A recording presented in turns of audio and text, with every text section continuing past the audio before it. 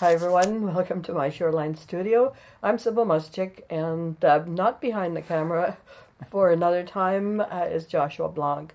Now this is our second time sort of talking about behind the scenes, and we want to first of all thank everyone who's helped our channel with likes and subscribes and passing it along and talking about us and making suggestions. It's been just wonderful, and we're now at 1,000 subscribers plus counting.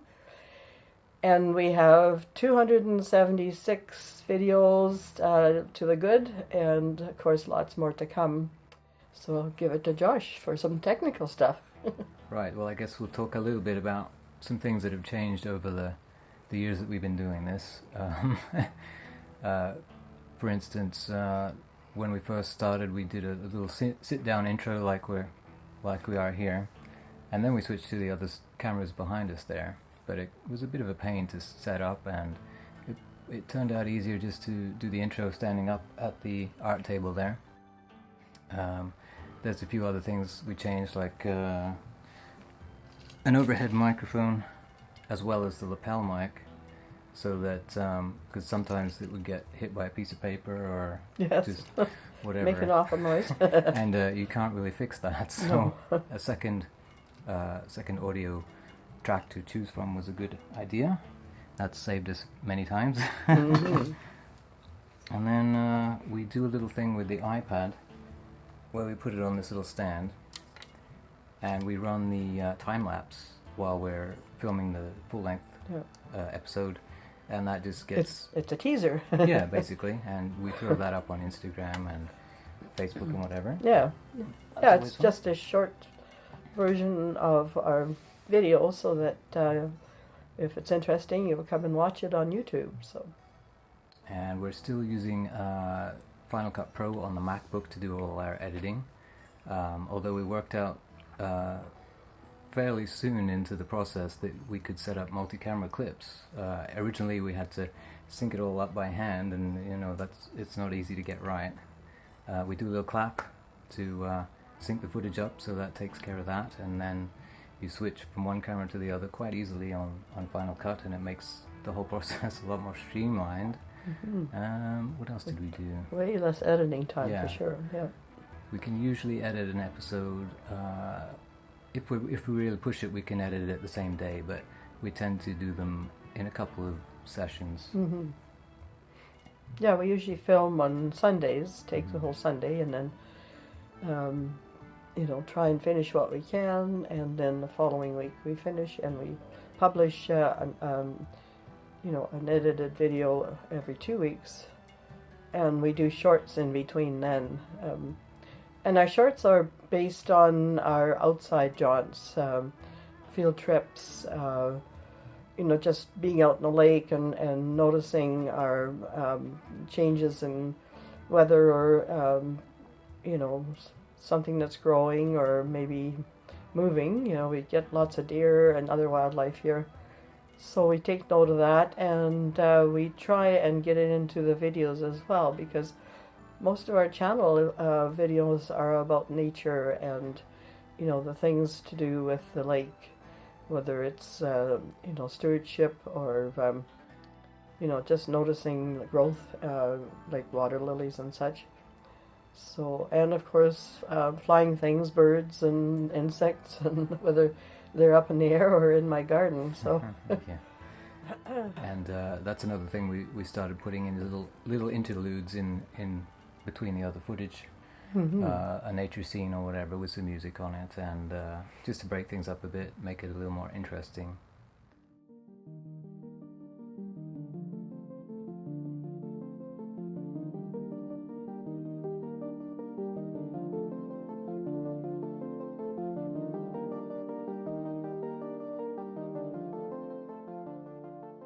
Well, we should talk about your music, Josh, because it's so important to the videos.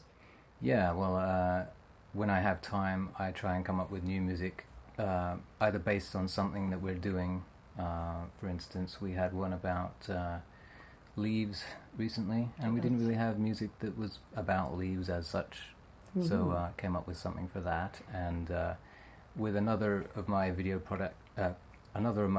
projects, I've been making music for that, which sometimes translates to what we're doing, be it a mood or whatever, and so that's been coming through. Of course, one of our favorite ones is the otter, and you put together a piece called Otters at Work, which is one of my favorites. It's so cute, and it's been our adventure to wander around the lake and try and find the otters, and it's just amazing how large they are. You know, usually we've just seen the heads or them, you know, flopping into the water and disappearing, but we did get a chance to see them out in dock once, and they're enormous. I had no idea.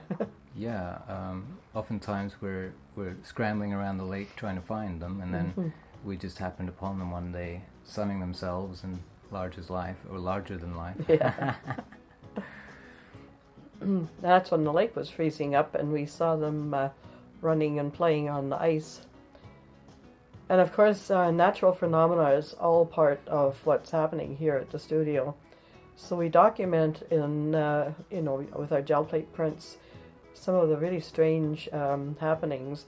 For example, this year we've had, I guess it was pretty well on time when the lake started freezing over, but then it thawed out, and then we had some snow, and then it froze again, and then it got really warm again and totally thawed out, and there were open patches on the lake again. And now we've had no snow, and yesterday it was plus 10, and here we are practically in the new year when our normal temperature usually is about, at this time, maybe about minus 15 to minus 20, and no snow, and 10 degrees. And very odd. And a lake that you don't really want to walk on. No, I think it's not safe, but when it is maybe a few more cold days, people will all skate. It's absolutely like my mirror right now, so that could be interesting. It doesn't happen very often. I don't ever recall having the lake freeze and thaw so many times in the past, so it's quite unusual.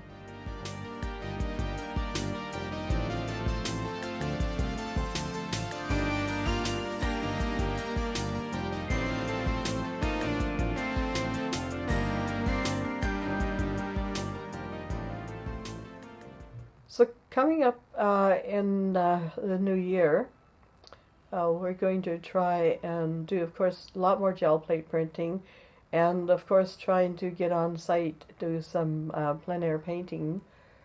I don't know about filming at specific venues for that, but we'll give you a heads up and post it to some of our sites.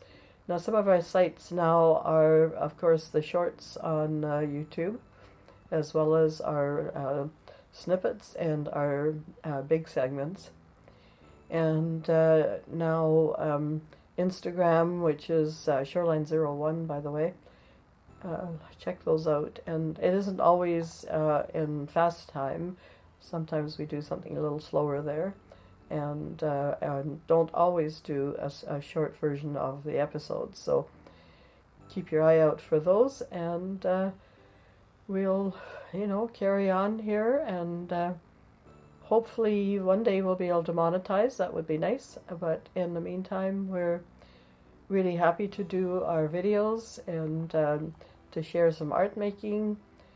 And I'm always talking about how therapeutic art making is. Have fun with it and relax, and it's one way to take the stresses out of your life. And of course, gel plate printing is very simple, very easy to learn. You don't need a lot of expensive materials, just some paints, a few tools, many ways of applying gel plate printing into collage and many other forms. So come and join us here at Shoreline Studio in our regular episodes. Take care and bye for now.